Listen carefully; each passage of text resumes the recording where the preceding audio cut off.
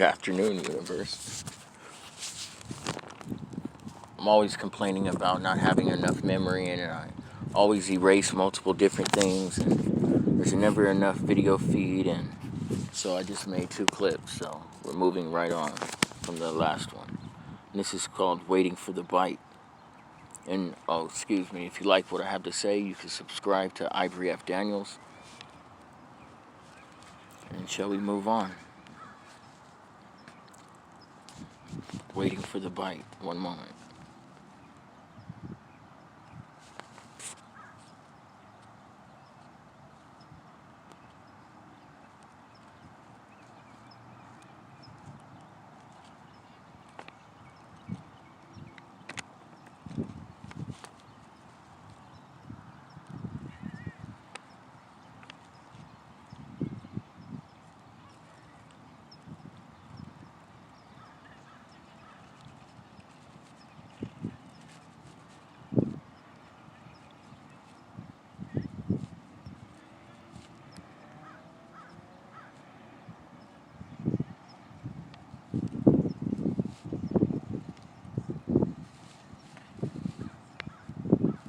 Sorry, you can't have this one.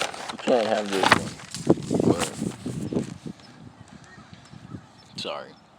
It'd be like that sometimes. Some of them are like deep into me, and I choose not to allow you to have that part. Sometimes I like to say it's for me. Just saying. And which is actually the name of this title. Just saying.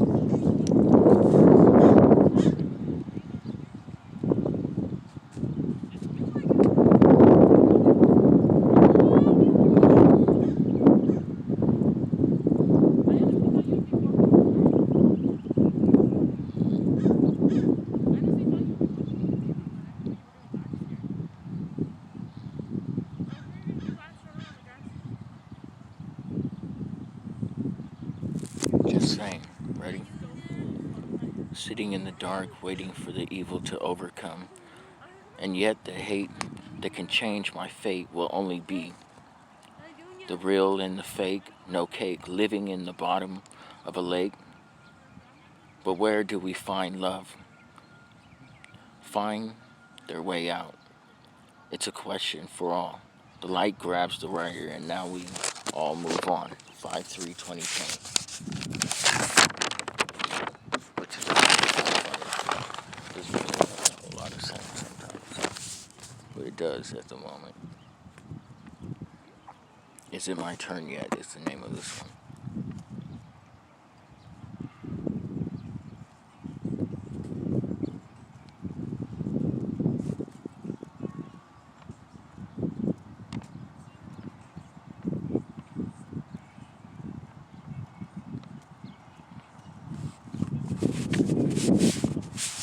Is it my turn? Is it my turn yet? No. Actually, I think the most... I left it in the truck. Man, I think the most important one is the impulse to write, because it has to do with homelessness, which is interesting, because I can speak on that because I was homeless. Like, really sleeping right there in the sidewalk, over there behind a fucking bus bench, over here in the fucking canyon, over there, super unhealthy. Unless you just met me, then you'd probably think I was naturally that size. But this is a drive to help other people's lives. You know, it's interesting. For years you've been talking about you want to help the homeless. It's so embedded that you even have it in, like, Miss America's beauty pageant. If you ask any one of those people one selfless thing that you'll do for the world, they'll say, I'm going to help the homeless. But you never ask how. And giving resources, that's not really helping. That's just... you really got to see the movie The Croods.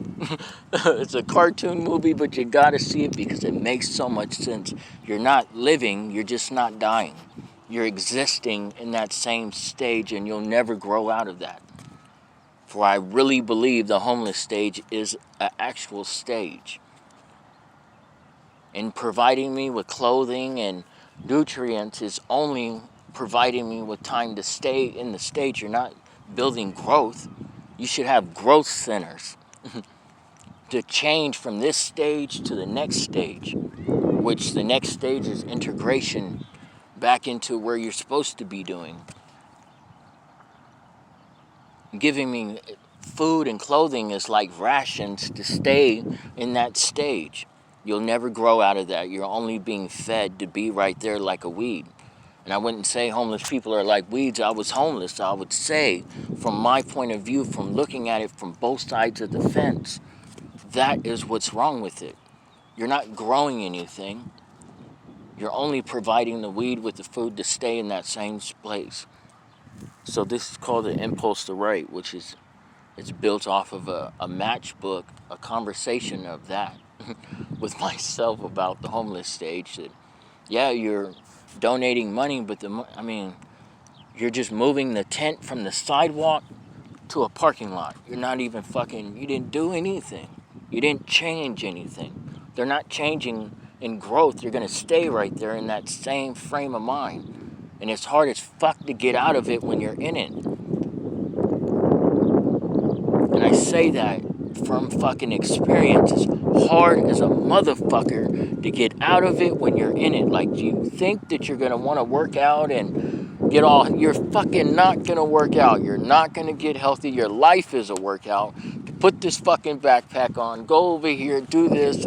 You're picking up food. These are rations to only stay in the stage that you're in. There is no actual growth out of it. Not saying that containment is the fucking direction. Like, you need to go to jail for correction. That's not what I'm saying, but you're not making it correct. For centuries, you're talking about that. That's on every president's little list of things to say. I'm going to help the homeless. And what kind of way are you going to do that, though? You only moved the tent from the sidewalk to a parking lot. You didn't do anything. You have 5,000 fucking bike parks all over the place, and there would be only 4 bikes in the whole fucking center.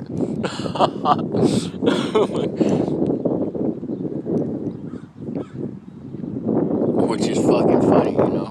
Because you're not changing anything. That's why the number just keeps stacking up. And when you go to jail or you go to prison and you come out, you're going to do good for a certain amount of time. And then as you hit the homeless stage, and you'll be thinking that you're going to fucking try to progress on, but it's not going to fucking happen. So the rollover rate becomes less, and the population of that's outside versus inside becomes higher. Like, there's more people living outside than are living inside. It sounds ridiculous. Like, there's more houses than there's people, but... No, just because you don't see it right here, that doesn't mean that it's not happening. Rose-tip lenses. We should do a writing like that. This is called the impulse to write. One moment.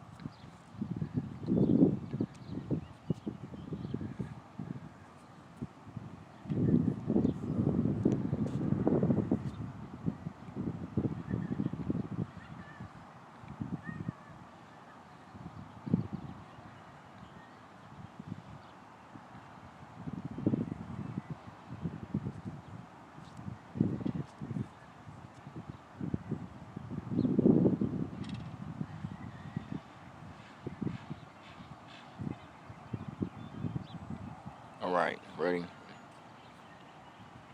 The impulse to write. The impulse to write. The impulse to write, and it was based on the homeless situation.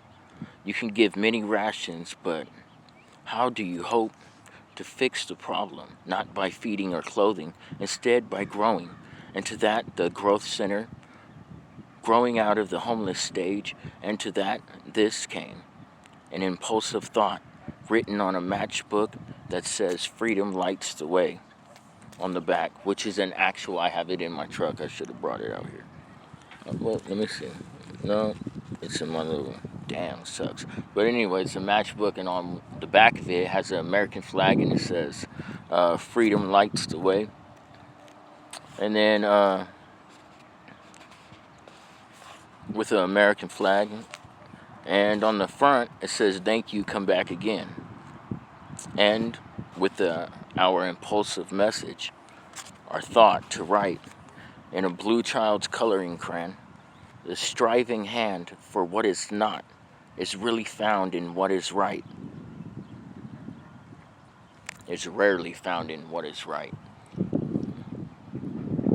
So you would say that the striving hand for what is not, you would be like striving for what you would believe you're going the right way, but you're not. So you're striving for this. You're saying that you want to change homelessness, but that's not what's happening. The numbers just keep growing because you're only feeding that stage that you're in. And it's hard as fuck to get out of it when you're in it. I swear to fucking God. The universe knows. It'd be like exhausting. Fucking crazy exhausting. Now,